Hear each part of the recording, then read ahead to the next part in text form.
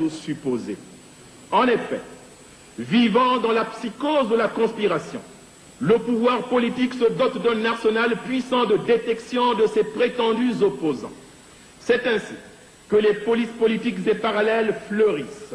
Elles se dotent de tous les moyens pour violer l'intimité des citoyens et généralisent dans la société un climat de suspicion et de peur qui muselle la libre expression et amène les citoyens à se renfermer sur eux-mêmes. C'est cette paralysie générale.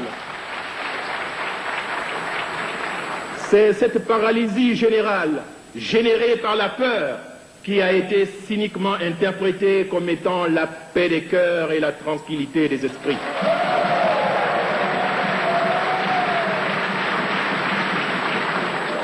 Le meurtre politique devient un moyen de se débarrasser des prétendus opposants.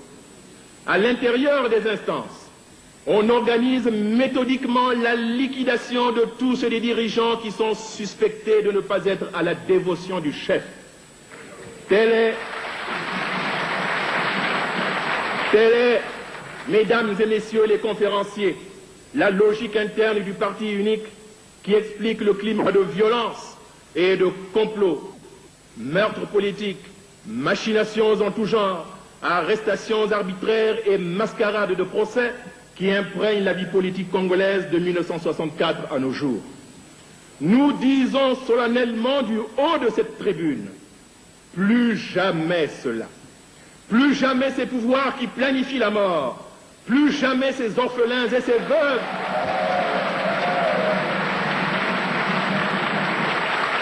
plus jamais ces orphelins et ces veuves de la répression politique, plus jamais ces meurtriers et ces mutilés de la torture et de la violence aveugle. Plus jamais, plus jamais, plus jamais. Voilà pourquoi nous combattrons énergiquement toute tendance à reproduire un schéma qui est à l'origine de ces grands malheurs dont souffre notre pays. Toute cette analyse sur la pratique politique débouche nécessairement sur l'analyse des causes profondes de la débâcle économique de notre pays. En effet, plutôt que de décrire une situation économique que tout le monde connaît, nous préférons essayer d'en saisir les causes profondes. La débâcle économique de notre pays s'explique essentiellement par trois facteurs endogènes: les choix économiques des différents régimes politiques, l'incurie et le vol favorisés par l'exacerbation du tribalisme, l'orientation de l'investissement étranger. Ces trois facteurs ont, à des degrés divers, conjugué leurs effets sous les différents régimes. Mais il convient de souligner que le naufrage économique actuel de notre pays s'explique principalement par la politique économique suivie à partir de 1964 visant à faire de l'État le principal agent du développement, l'incurie des services publics, la gabegie, le vol et la corruption qui ont atteint sous le régime issu du mouvement du 5 février 1979 des proportions suicidaires pour l'État.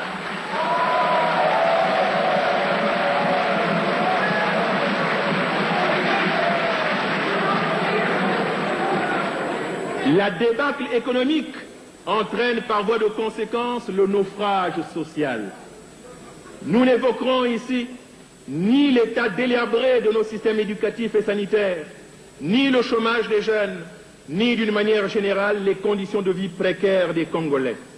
Nous voulons tout simplement faire remarquer que la mise à sac du pays organisée en toute impunité par le règne sans partage du lobby tribal et de sa clientèle a fini par créer dans notre pays quelques îlots d'abondance au milieu d'une mer de misère.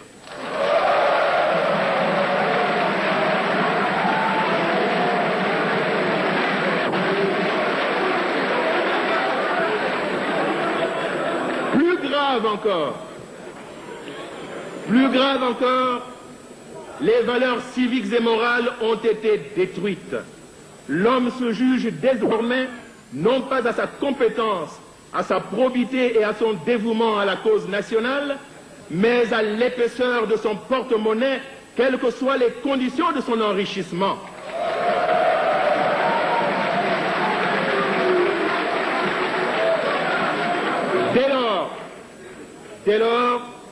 sommet au bas de l'échelle des instances politiques et administratives, rares sont ceux qui ne mettent pas toute leur intelligence et toute leur ingéniosité à chercher comment tirer parti de la parcelle de responsabilité qu'ils détiennent pour s'enrichir illicitement et rapidement.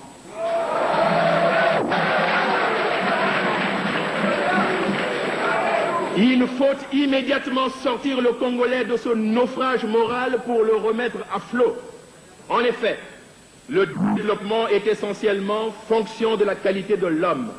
Nous devons donc nous attacher à reprendre en main l'homme congolais, le former correctement, lui redonner un haut degré de conscience civique et morale pour le mettre en mesure de s'investir correctement et pleinement dans l'œuvre de redressement et de construction nationale.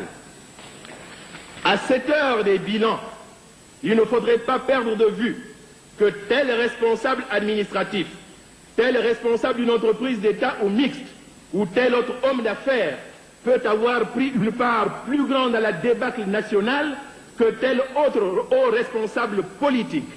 Voilà pourquoi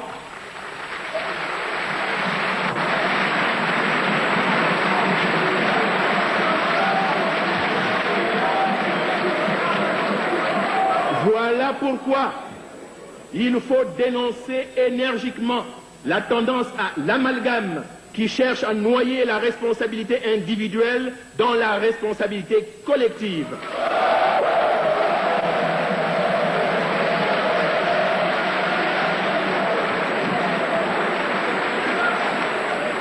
Le jugement de chacun doit se faire sur pièce.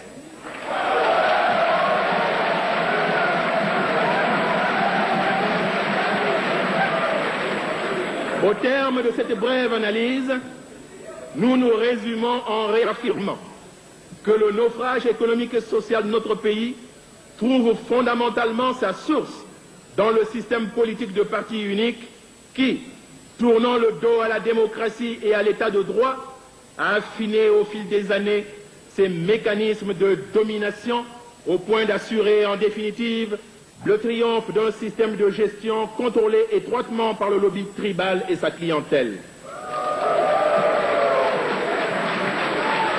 Ce système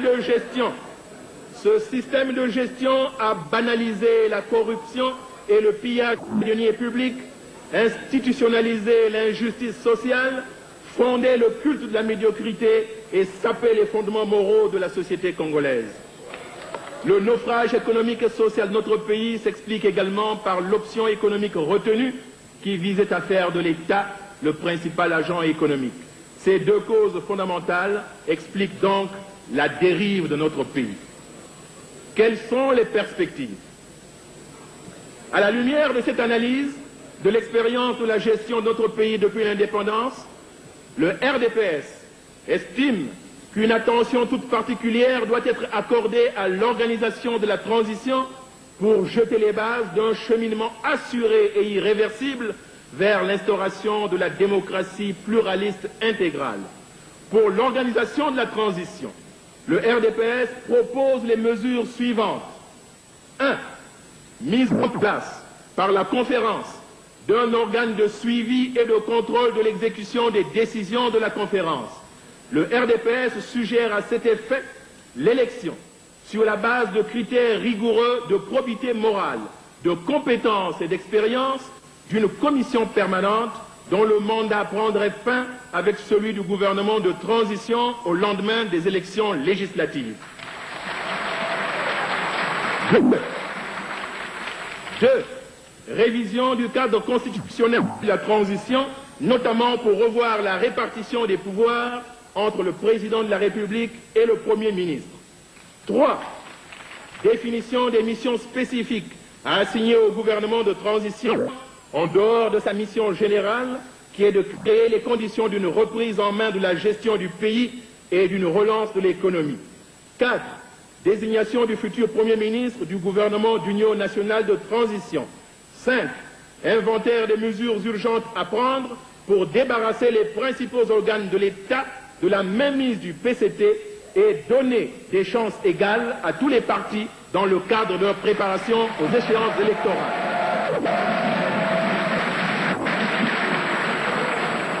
6.